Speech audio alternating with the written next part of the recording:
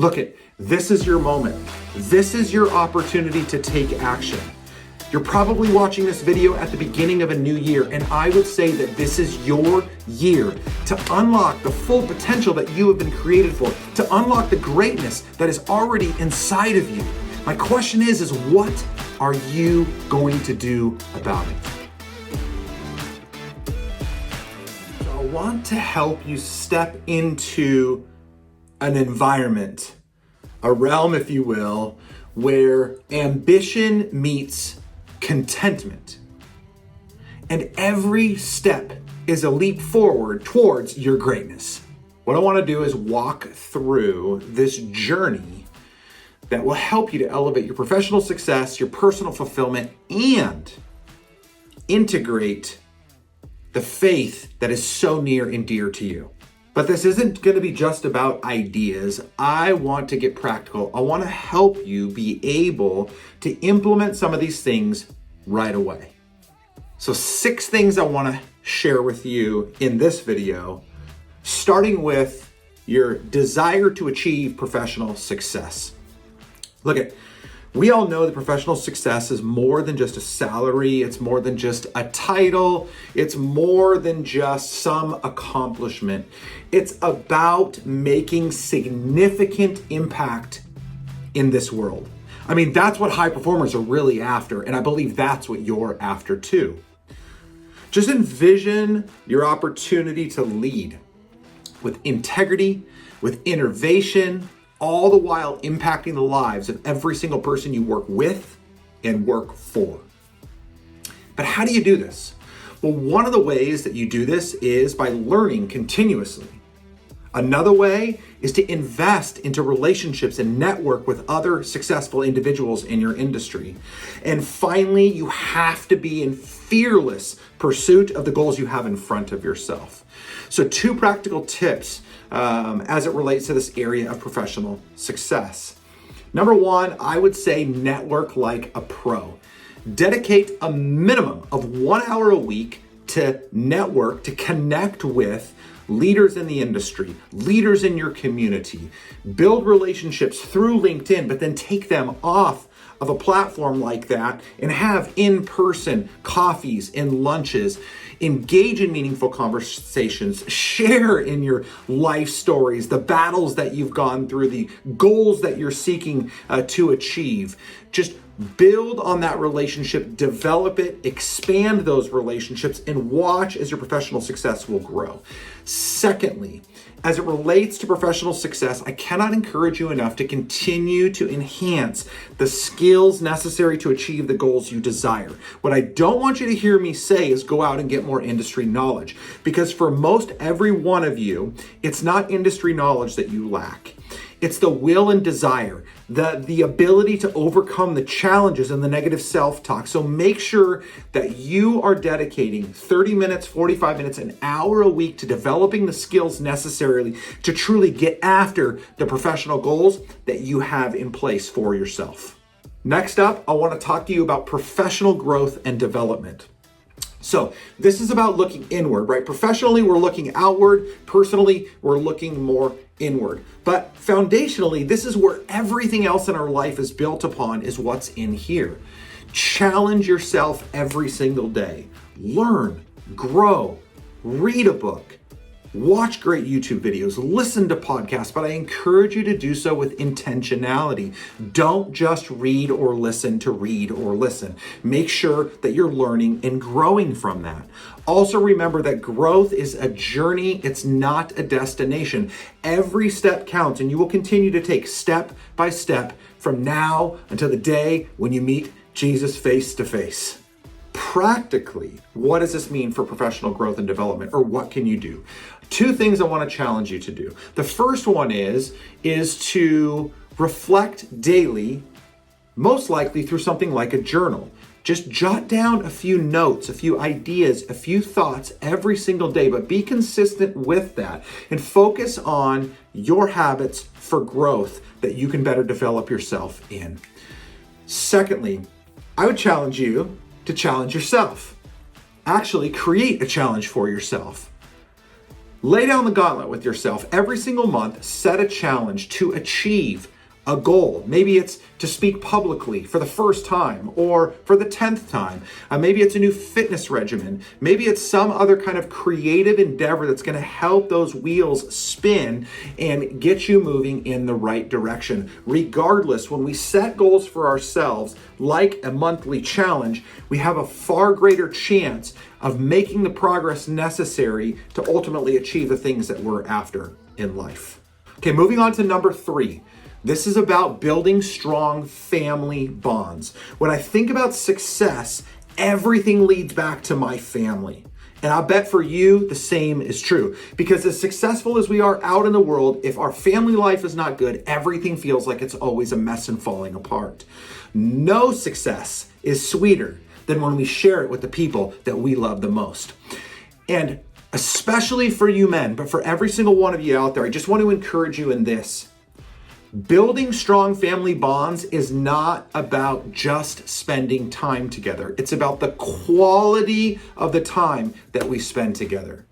Be present, listen deeply, and love those that you love with everything that you have, because I can be the first to tell you, you never know when you never get another chance to love those that love you and that you love back.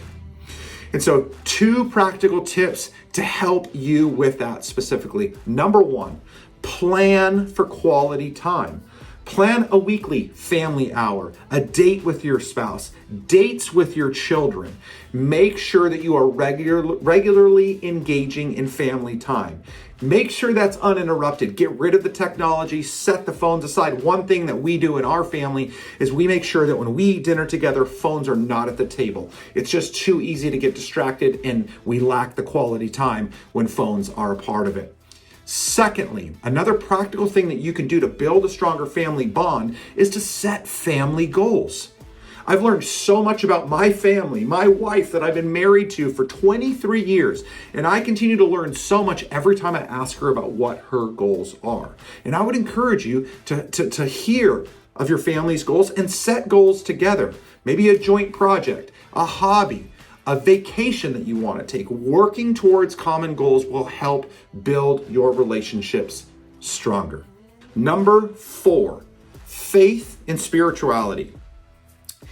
In the quest for achievement, I don't think I have to tell you this if you're subscribed to this channel or watch this video, but as we seek to achieve, never ever neglect the faith that you have been given and the faith that you practice. Because ultimately our faith in God is the most important thing that we have. It is not just the compass that guides us through life, but it is the purpose by which we have been created for. To seek God, to honor God, and to answer the call that He has for our life. So embrace that. Let it anchor you. Let it inspire you and allow it to propel you forward to achieve this life that you dream of. Practically, 2 things that you can do. Number 1, daily moments of gratitude. Maybe it's back to that journaling exercise that I shared with you earlier. Practice daily moments of gratitude. Write it down, or maybe text one person a day and just tell them that you're thankful for them. Tell them what you're thankful for. It's an incredible opportunity to feel good about the life you're living and to make other people feel good too.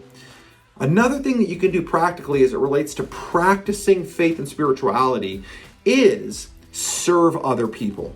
Find a common good in your community. It doesn't even have to necessarily be tied to the church that you attend, though it absolutely can. But find a way to go out and serve as God has called you to, serving the people around you. So give of your time, give of your talent, and give of your treasure. Number 5, work-life harmony. Notice how I didn't say balance, because there really isn't a balance. It's always going to be tilted to one degree or another. But I would encourage you to strive for the harmonization of work and the rest of your life. These 2 things go hand in hand. You can't have one without the other. But you achieve harmony by setting priorities, by saying no when necessary, and understanding that taking care of yourself or serving your family or spending time with a friend is not selfish. It's essential, and it's just as important as the work that you do, though you don't want to give up on pushing forward with the work that you do. Strive for perfection, knowing that you can never hit it, but as you do, you will achieve excellence.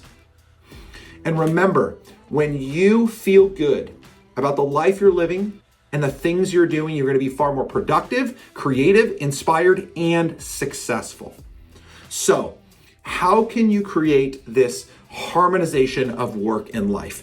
2 practical tips for you here. Number 1, create tech-free zones. Now, I told you earlier about the dinner table for my family is a place where technology is not welcome.